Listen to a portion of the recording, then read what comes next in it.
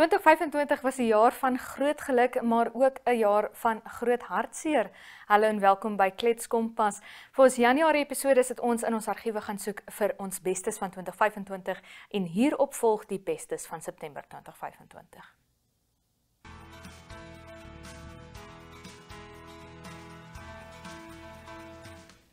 Sy sê haar naam is Svenja en nie Sonja nie. So Svenja het saam met my in die ateljee. Svenja, hoe gaan dit? En dit gaan baie goed. Ek dink ons gaan nou oorslaan Engels toe. Ons het afgespreek dat ons dit in Engels gaan doen. Skus julle. So Svenja, the Kamikaze Inline Hockey Club is celebrating their 30th birthday this weekend. Tell us a little bit about it. Yes, so I mean, the way it started was we're turning 30 this year. We have to do a little something. And then we started it, and now it's, I don't know, what I think is going to be a huge party, and I'm really excited for it. We first have our sponsor evening that's happening tomorrow, so our tournament actually starts tomorrow. Every club in inline hockey has an annual tournament, and we said that's the perfect time to actually celebrate our 30 years.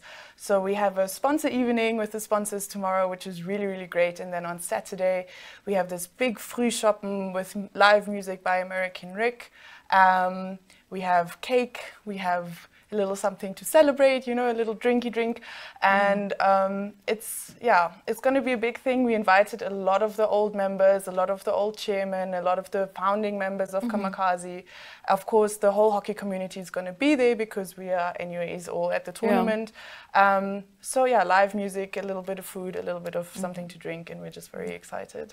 And you also wrote an article that was featured in the Republican a while ago about the history of Kamikaze. Could you tell us a little bit about that? Yes, so, well, obviously I wasn't there when it started, but some of our active members that are still part of Kamikaze to this day, they started the club. A good friend of mine, his name is Mario Kotsur, he told the story that they started skating on the streets. And then the police sometimes chased them away, and they were like, okay, we can't do that anymore. But they went to indoor rinks or whatever, and they just started skating there. And then one day, a guy just brought some hockey sticks, and they started playing with a ball and everything. And that's how it sort of developed. So Kamikaze is one of the first clubs to be founded in Namibia, the first inline hockey clubs. One of the other clubs is also Coastal Pirates in Swakopmund. They also turned 30 this year, so yay! Yay for my hometown. Let's go. Oh, I love that. Yeah, so and I don't know, it just developed. And back then they were told, hey, it's an elite sport, it's a niche sport, it's not going to develop into any sport or into a good sport in Namibia. But yeah, I think the bronze medal at the World Games this year in Chengdu really showed those people who said it then that it is a good sport. And Not it to did brag, develop, but we're bragging. That's one thing I did want to talk to you about as well, and you've nicely segued into my point there. Thanks for doing my job for me. I got you, girl. So obviously you got that bronze medal in China, and the inline hockey teams have been doing, you know, quite well, especially for, we reported on this in Republican a while ago, especially for these small talent pools. Yes. How do you think in inline hockey, you are a player yourself, how do you think the talent development is what sets it apart? You know, how does that work?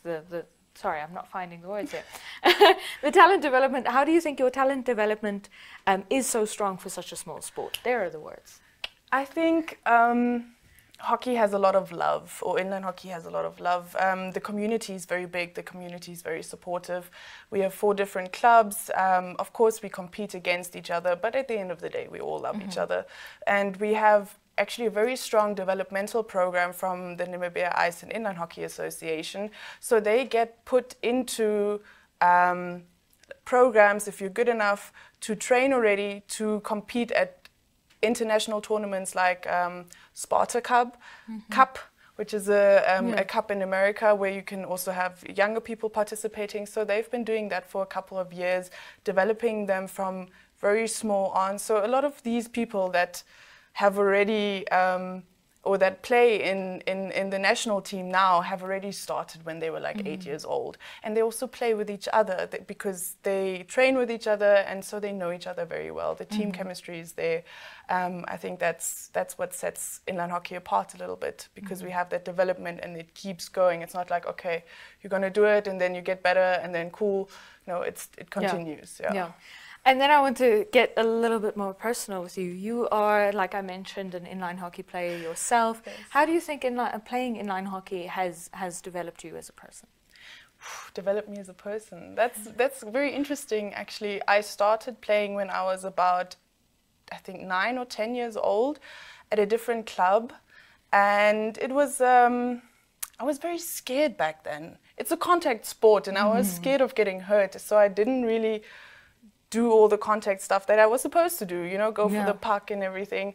And then I stopped playing, and then I started again as an adult. And it was so different. My development from being one of the weakest players to being a better player really went like this. And I think it's also the community. I love my club. I love the people there. And I love my team. I mean, we have a ladies team and we have a ladies masters team, and I'm in ladies masters. Yes. So I mean, I can't compete with the 16, 17-year-olds that are in ladies. So for me, that's just, it's about the community more than it is. No, it's not. I also love the sport, but the community and the sport together is what I really like. And then lastly, I see our time is almost over. But lastly, for those who are watching who would like to get into inline hockey or are thinking, maybe this is for me, what would you say to them? What advice would you give to someone who's hoping to start out? I mean, it's still an elite sport because the gear can be very expensive. But I think that's also where the community comes back into the images. We have, and I think every club has a container full of old gear where you can just rent it out and just try the sport. So if you want to start, just contact us. I mean, come to Kamikaze, no, but I'm joking. There's obviously also other ones, but we will help you out. And I think what's very important is to learn how to skate first, especially as an adult. It's much harder to learn to skate and then learn the process of hockey. So we have learn to skate sessions every Friday where everyone can come and just learn. You know, coaches will be there, they will help you out and everything.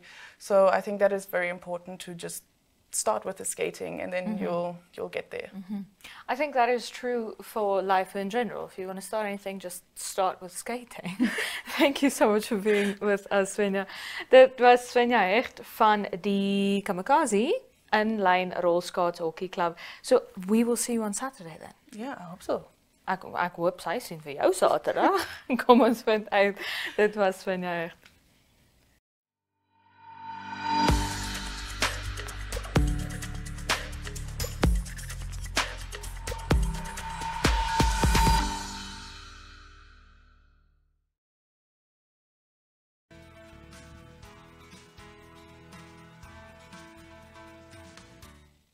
Die man hier langs my is nou al die afgelope paar dae die man van die oomblik wanneer dit kom by telekommunikasie in Namibië. Dis Andrew Hall, die bestuurende direkteur van Paratus Namibië wat onlangs hulle nuutste mobiele diens bekend gestel het. Andrew, hoe gaan dit?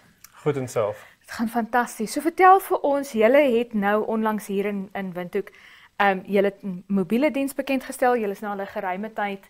Ek wil amper so een van die voorlopers wanneer dit kom by internetdienste. Hoekom jy skuif na mobiele dienste? Of die Dis eintlik 'n lang storie.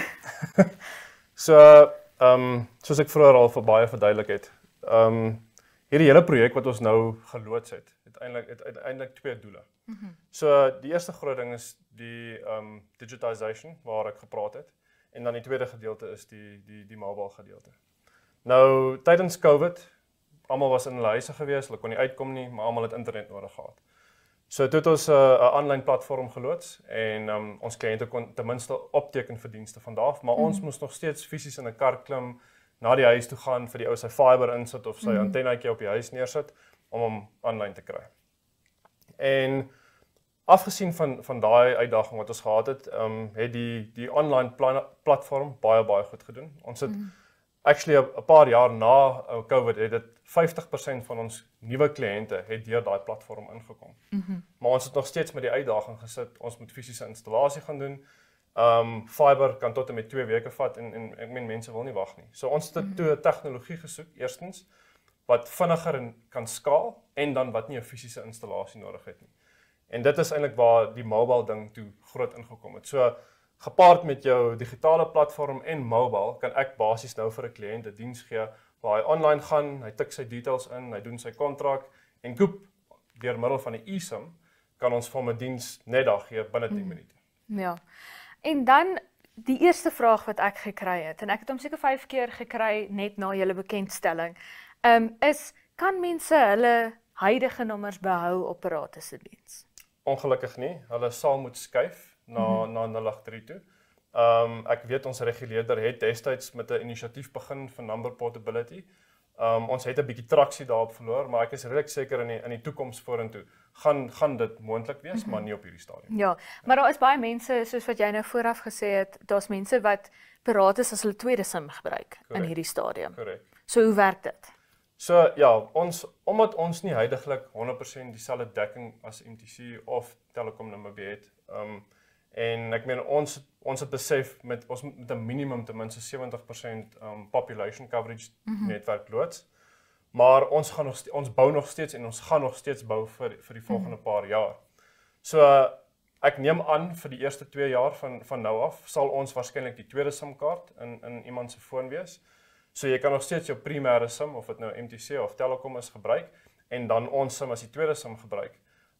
Die groot aantrekking daarvan is ons fokus op data. Ja, jy kan bel, jy kan 'n SMS stuur op ons netwerk ook. Dit is 'n bonus. Dit wat ons vir die kliënt wil aanbied is internet connectivity. Ja.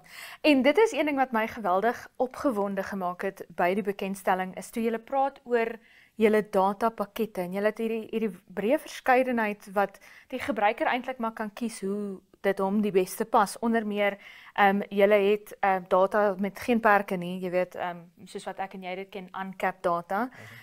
Op julle SIM-kaarte op sekere pakkette. Vertel 'n bietjie meer van julle pakkette. Ja, so ons gee basies vir die kliënt 2 opsies. Die time-based soos ons dit noem, so jy koop basies tyd op ons netwerk. Of dit nou 'n dag, 7 dae, 14 dae of as jy 'n kontrak teken 30 dae is. En hoe dit gaan werk is jy gaan verskillende spoedopsies hê. Van 'n 10 megabits tot 'n 25 en dan daar's 'n baie groot pakket wat daar geen spoed restriction is nie. En dan het ons die tradisionele gigs your way soos ons dit noem waar jy fisies data gaan koop. Ja. Die lekker ding van daai weer is daar's geen spoedbeperking nie. So wat ook al die netwerk vir jou op daai stadium kan gee, kan jy dan het jy toegang tot as jy die gigs your way opsie gaan. Okay. So dis die verskil tussen die 2 opsies wat ons aanbied. Okay. En dan een ding wat my geweldig fascineer is julle het geen wat hulle noem legacy infrastructure. Die ou infrastruktuur het julle heeltemal uitgeskakel. Dit is nou jou 2G, jou 3G wat julle uitgeskakel het. En dit sê jy maak Paratus se diens beter. Hoe werk daai? Hoekom is dit beter as jy nie daai ou infrastruktuur het nie? So eerstens die vermoë van 2G en 3G in die wêreld van connectivity is nie dieselfde as LTE en 5G nie. So ek weet nie, ou sien baie keer as jy sê maar bietjie buite die dorpe is, buite die stede is en jy sien 2G of 3G op jou smartphone, dan werk die dinge nie so lekker nie. So in ons geval is ons noem dit ons base layer is LTE. Ons het ook ons is 5G ready. Ons het al 'n paar 1 of 2 toets sites aan die gang en dit sal ook mettertyd sal ons 5G begin uitrol. Maar ek dink dit is waar die groot verskil inkom en dit gaan maar oor die tegnologie wat ons ingesit het. So ons minimum kapasiteit sal wees wat LTE jou toegang tot gee.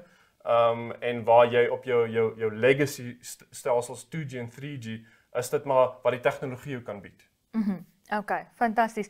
En dan jy het nou genoem daai ontwikkeling dat jy graag verder oor Namibië. Ek weet vir julle oorspronklike bekendstelling het jy gefokus op Oos-Wes en dan nou Windhoek tot by Oshakati en dan die Noord-oeverroete was 'n sekondêre fokus vir julle gewees. Maar dink jy daar is beperkings aan daai selfoon-infrastruktuur en die uitrol daarvan in die afgeleë gebiede van Namibië? Man, ek dink die groter uitdaging vir ons is jy basies bou jou netwerk uit buitekant toe. En ons het nou van Windhoek af begin en die netwerk uitgebou, Maar dit kos ongelooflik baie geld om 'n toring in die middel van nêrens op te sit as jy nie ander infrastruktuur naby het en om daai toring op die netwerk te kry.